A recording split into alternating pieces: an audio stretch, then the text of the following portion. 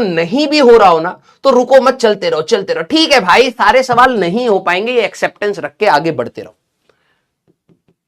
ठीक है, JEE mains 1 से पहले अपना सिलेबस कंप्लीट करो। अब देखो, अब कई बच्चे ना इसमें थोड़ा सा परेशान होंगे, अरे 36% के आसपास बच्चे तीनों या चारों सब्जेक्ट में या पांचों सब्जेक्ट में बराबर चल रहे हैं। बेटा अभी आपकी लड़ाई, सही बता रहा हूं ईमानदारी से, अभी आपकी लड़ाई इस बात पर नहीं है कि आप कितने खतरनाक सवाल सॉल्व कर रहे हो। अभी आप सभी लोगों की लड़ाई यह है कि आप अपने टाइम को कैसे मैनेज कर रहे हो, कि जो सिलेबस आगे का हो रहा है उसके साथ आप अपना रिवाइज करते हो जा रहे हो। ठीक है, मैं मानता हूं प्रैक्टिस बहुत ज्यादा अभी नहीं हो पाती, और यह कहानी सभी के साथ हो रही है, ऑफलाइन के साथ भी ऑनलाइन के साथ भी। और इसका कारण ऑफलाइन या ऑनलाइन नहीं है, इसका कारण सिर्फ एकमात्र यही है कि हमें 11वीं और 12वीं का इतना अफरात सिलेबस इतने कम टाइम में खत्म करना है। समझ रहे हो? तो आप सभी लोग ना जब अपने घर पर बैठ के तैयारी कर रहे होते तो आपको लगता है कि यार पता नहीं मेरा सिलेक्शन होगा या नहीं होगा।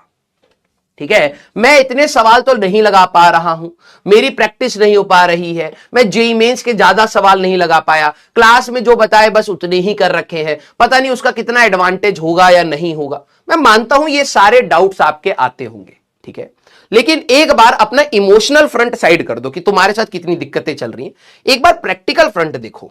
यार 24 घंटे अगर हमारे पास है तो सभी बच्चों की क्लासेस भी तो चल रही हैं।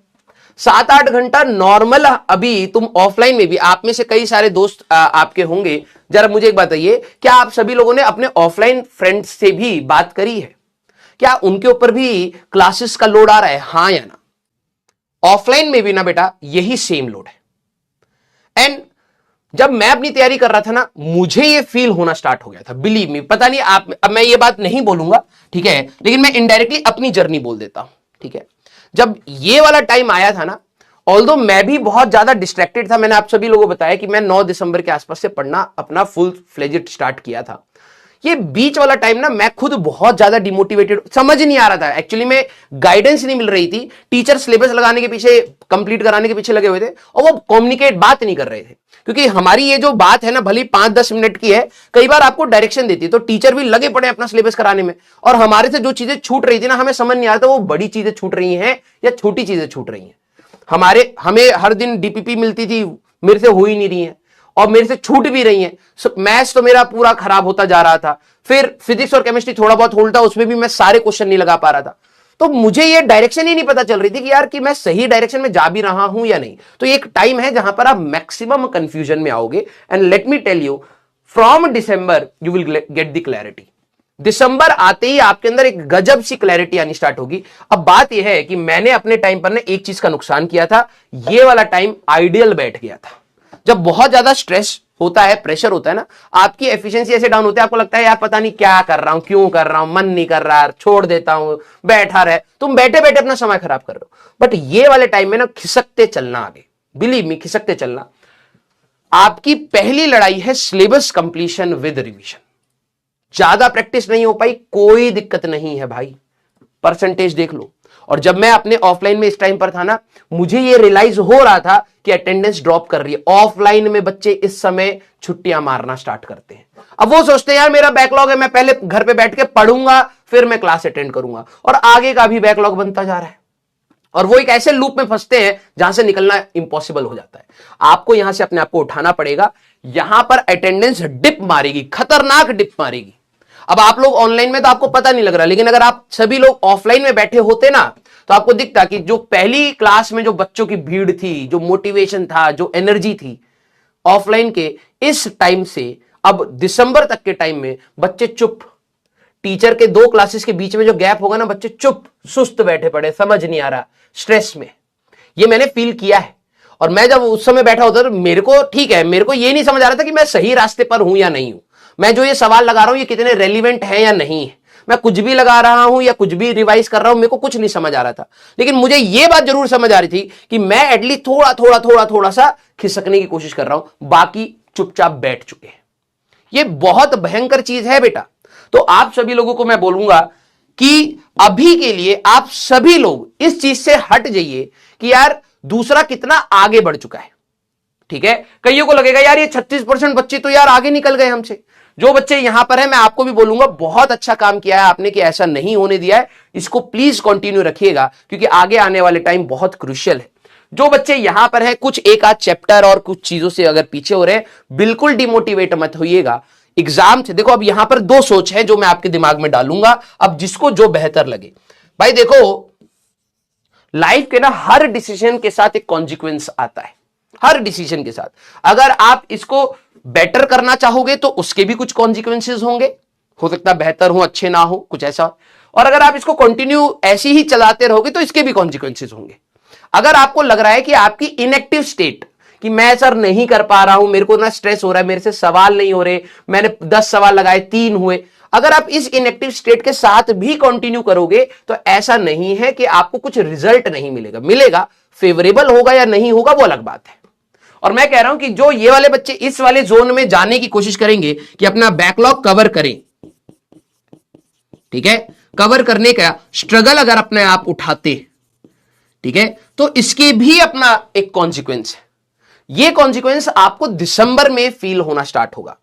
आप में से कई सारे मेरे पुराने लक्ष्य के स्टूडेंट्स होंगे, याद करिए मैं हर बार आपको आने वाली प्रॉब्लम से पहले ही बता देता हूं कि क्या होने वाला है, ठीक है।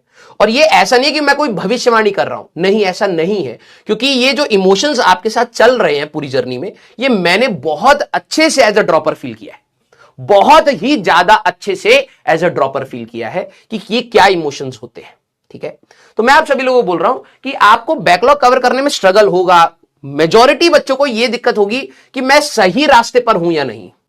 आप अपनी क्लासेस को कंटिन्यू रखिए और खिसकते रहिए, आप जितना कवर कर सकते हो उतना कवर करिए, क्योंकि इसका भी एक कॉन्सिक्वेंस है। आपको दिसंबर में पॉजिटिव फीलिंग आनी स्टार्ट होगी कि चलो ठीक है मैं इतना तो कवर कर ले गया। अब इसमें से कई बच्चे ऐसे होंगे जो इस जोन में जाने की कोशिश करेंगे और कर भी लेंगे। मुझे पता है इसमें बच्चे क्या होंगे, सर मेरे से तो नहीं हो पाएगा, मेरे तो सर 6 चैप्टर का बैकलॉग है, ठीक है सर मैंने अभी ज्वाइन किया। देख भाई मैं रोज रोज मोटिवेटर करने वालों में से नहीं हूं, लेकिन मुझे उस दिन सैटरडे वाली दिन जब मैं बच्चों से बात करी ना, उन्होंने मेरे को कुछ चीजें बहुत सही रियलाइज कराई। आप में से कई सारे लक्ष्य के बच्चे होंगे, ठीक है। जब हमारा सिलेबस खत्म होता है ना, तो उस सिलेबस खत्म होने से और एग्जाम तक के बीच में हम लोग 10-15 दिन बच्चे को सेल्फ स्टडी के लिए देते हैं। अब लक्ष्य वाले बताएंगे मेरे को, जो बच्चे मेरे से नहीं पढ़े हैं उनके मैं नहीं पूछ रहा हूं।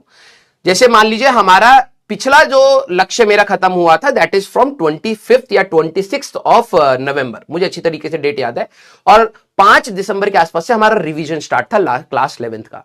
तो ये 10 दिन थे ना, कई बच्चों को लगता है कि सर आप कहां चले गए, और वो 10 दिन बच्चे बता रहे थे सर वो 10 दिन तो हमारे काटने मुश्किल हो रहे थे क्योंकि हमें लग रहा था हम डिमोटिवेट होते जा रहे हैं। तो उन्होंने कहा था कि सर भले ही आप ना क्लास में 5 मिनट के लिए आ जाओ और हमारी कुछ बातें कर लो हमसे और फिर चले जाओ, हमारे लिए वो टाइम वेस्ट नहीं है, बट आप आओ कुछ कुछ थोड़ा सा मोटिवेट कर दो, कुछ प्लान बता दो कि हाँ ये चीजें आप अभी कर सकते हो, बस आप उतना भी करके चले जाओगे तो भी हमारे लिए बहुत बेनिफिट होता है। तो मैंने इस बार सोचा है कि यस, अगर बच्चों को ये हमें क्या लगता है, मैं अपना पॉइंट बता देता हूं, हमें लगता है यार बच्चों को ना खुद से इतना बैकलॉग है, 10 दिन अब कोई डिस्टर्ब मत करो, 10 दिन उनको पढ़ने दो, अपने हिसाब से पढ़ने दो, कुछ अपना कवर करेंगे, हम जाके कुछ स्ट्रेटेजी देंगे, फिर वो अपना कुछ और लगाएंगे, आखिरी की स्ट्रेटेजी सिर्फ बच्चे को डिसाइड करने दो कि उसको पता है वो कितना पानी में और कितना बाहर है ना। लेकिन यस, वहां पर इस बार हम कोशिश ये करेंगे बेटा हम रोटेशन में डेफिनेटली आपके साथ आए, कम्युनिकेट करें और आपको अकेला फील ना होने दें। आखिरी दिन हम लोगों का इंटेंशन आपको अकेला छोड़ने का नहीं होता बेटा, हम लोग आखिरी तक या तो यूट्यूब पे या कहीं पर भी हम प्रेजेंट रहते हैं, लेकिन वो वाला जो टाइम है उसका हम लोगों का इंटेंशन ये होता है कि बच्चा अब खुद से रिवाइज कर ले, कुछ दिन अब कोई डिस्टर्ब ना करे, अपनी सेल्फ स्टडी लगाए, रिवीजन करे, शॉर्ट नोट्स बनाए, प्रैक्टिस करे, जो करना है करे। अब 10-15 दिन बच्चे के, ठीक है। लेकिन यस, अगर आप सभी लोगों को वो रिक्वायरमेंट है कि सर बस आप आ जाओ, थोड़ी सी बात कर लो कि ये इंपॉर्टेंट है, ये नहीं है, इसको ऐसे कर लो, इसको ऐसे कर लो, फर्स्ट शिफ्ट जिसकी है उसके लिए कैसे तैयार करें, जिसकी लास्ट शिफ्ट है उसमें क्या क्या चीजें और इनकॉर्पोरेट करें, तो ये सारी चीजें हम लोग इस बार आपसे कम्युनिकेटेड रखेंगे, ठीक है। जो बच्चे इस वाले कैटेगरी में हैं, बिलीव मी बेटा, मैंने हर बार बोला है हर एक्शंस के साथ कुछ कॉन्सिक्वेंसेस होते हैं, कभी बेहतर होते हैं कभी खराब होते हैं। अगर आपका बैकलॉग है, पहली बात तो कोशिश करिए आप इधर जाए, फर्स्ट प्रायोरिटी आपकी ये होनी चाहिए। लेकिन मान लेता हूं कि अभी भी आपकी तबीयत खराब होनी बाकी है, क्योंकि फ्यूचर में तो कुछ भी हो सकता है, घर पे कोई सिचुएशन आनी बाकी है, पढ़ाई में डिस्टरबेंस होनी अभी भी बाकी है। तो आप आइडियल सिचुएशन में मान के चल रहे कि मैं 6 चैप्टर या 7 चैप्टर ये जनवरी तक निपटा लूंगा, और मान लो नहीं हो पाए, जैसे मैंने भी सैटरडे को प्लान किया था मैं रिकॉर्ड कर लूंगा, नहीं हो पाया, दिस इज लाइफ, ठीक है, we have to adjust according to it. तो कुछ चीजें अगर ना हो पाए तो उसका लोड मत लो। मैं अपनी जर्नी में बता रहा हूं, देखो मैंने मैथ्स तो छोड़ी ही छोड़ी, मतलब मैं ये नहीं कह रहा पूरी छोड़ दी, कुछ कुछ जो समझ आया वो अपने हिसाब से करा, ठीक है। फिजिक्स और केमिस्ट्री मेरा एक इंटरेस्ट पॉइंट था, तो ऐसा नहीं है कि केमिस्ट्री जो मेरा इंटरेस्ट पॉइंट था या फिजिक्स मेरा इंटरेस्ट पॉइंट था, मैंने 100% पढ़ के गया, उसमें भी छूट गया भाई मेरे से रिडॉक्स छूटा केमिस्ट्री का, थर्मो छूटा मेरे से केमिस्ट्री का, और ये जो हमारे पास वो लेंथेनॉइड एंड एक्टिनॉइड वाली जो वो होती है पीरियोडिक, वो छोड़ा मैंने बहुत सारी अच्छी खासी चीजें छोड़ के गया, ठीक है। बायोमोलिक्यूल्स ये सारी चीजें मैं पढ़ा ही नहीं, क्योंकि कोटा में जनरली इसको उतना फोर्स से नहीं पढ़ाते, तो हम लोगों ने सोचा यार आते ही नहीं होगा, इतने पीवाईक्यूज नहीं होते थे कि एनालाइज कर ले कि भाई आते हैं, ठीक है। उसमें जो टीचर ने करा दिया, नहीं तो शीट लगाते थे, ठीक है।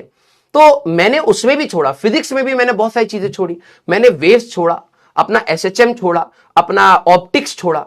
अब ये कोई बोल दे कि भाई ये चीजें छोड़ के गया है बंदा तो सिलेक्शन होएगा कैसे, इसका हो गया, ठीक है, मैं मानता हूं इतना अच्छा नहीं हुआ कि भाई मैं टॉप 100 टॉप 500 में आ गया, ठीक है, पीछे हुआ, क्योंकि इसके भी कॉन्सिक्वेंसेस थे। अगर भाई ऑप्टिक्स के ऊपर 3 सवाल आए मेरे जेईई एडवांस के पेपर में, मैंने नहीं करे, हो सकता है उनमें से एक आसान था वो मैं कर लेता, कुछ तो आगे बढ़ता ना, तो उसका कॉन्सिक्वेंस मैंने अपनी लाइफ लॉन्ग झेला है, ठीक है। अब वो बेहतर है नहीं है वो अलग बात है, लेकिन यस कोशिश में अगर और करता तो शायद मैं इसको कर लेता। अगर नहीं हो पाया तो भाई कोई ऐसा नहीं है कि आपका सिलेक्शन 100% सिलेबस पढ़ने से ही होता है, बिल्कुल नहीं। आप जितना पढ़ रहे हैं बेहतरीन तैयारी करिए कि उसमें कोई कमी ना रहे। आप कम पढ़ रहे हैं कोई दिक्कत नहीं, लेकिन हाँ ऐसे चैप्टर्स को जरूर पकड़िए जिनका वेटेज अच्छा है, उसमें आप और एक्स्ट्रा चैप्टर नहीं पढ़ रहे कोई दिक्कत नहीं है, लेकिन यस उनको बहुत अच्छे से तैयार करिए कि आपका अगर कोई सवाल आ रहा है तो आप सोच पा रहे हैं, कलम चला पा रहे हैं।